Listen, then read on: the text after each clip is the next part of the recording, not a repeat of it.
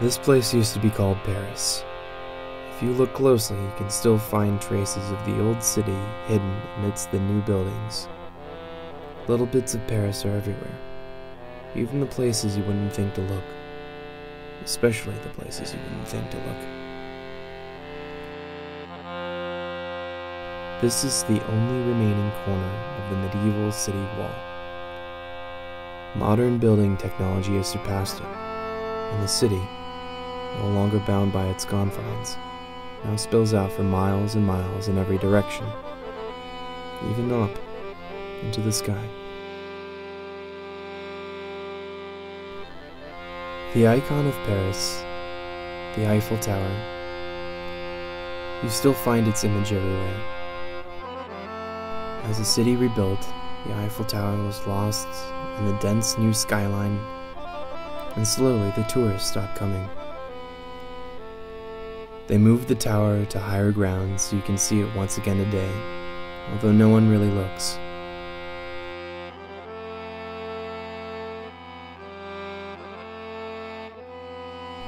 The old gardens are still here. They've changed, but they're still beautiful, and children still play there. The Jardin des Tuileries, the Bois de Vincennes, with its garden follies. They seem smaller today than they did in their heyday. The Parc Monceau today is almost unrecognizable. Perhaps these places shrink just as our memories fade.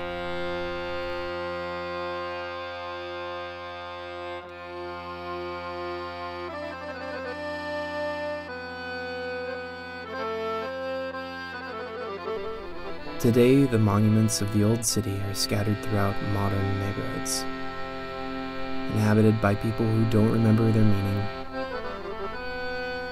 The story of Paris is now buried beneath the clutter and the chaos of modernity.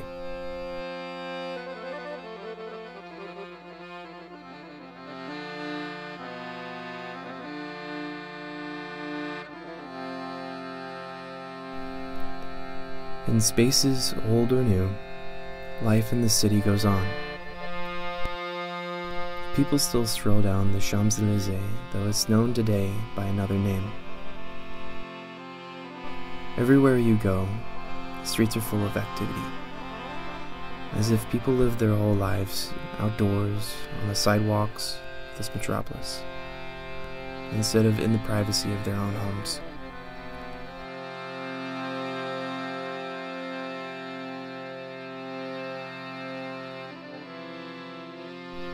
Though the sounds and smells of the old Paris are mostly gone, you can still find the foods of the old city in a couple of places.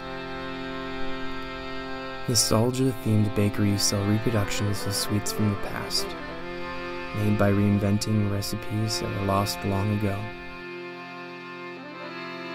The precious macarons sit in their glistening golden cases like a museum display. The famous wines of France, though rare these days, can be found stored in vaults, and in a few dusty old shops if you know where to find them. If you venture outside the city to visit the countryside, you might still find a vineyard there.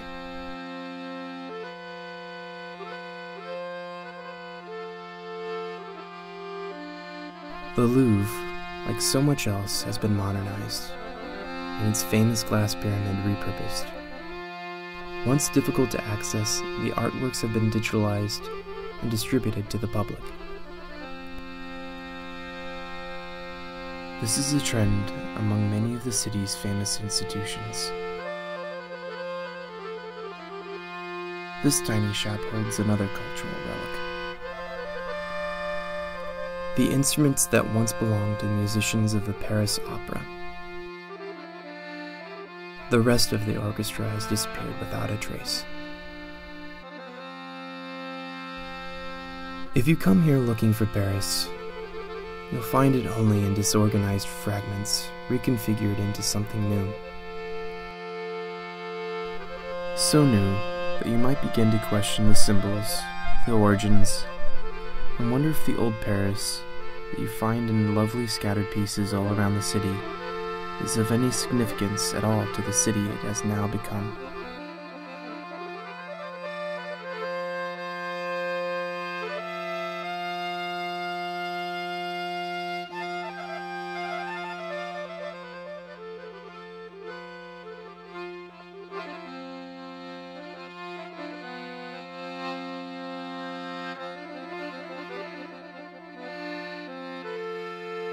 This city was never Paris.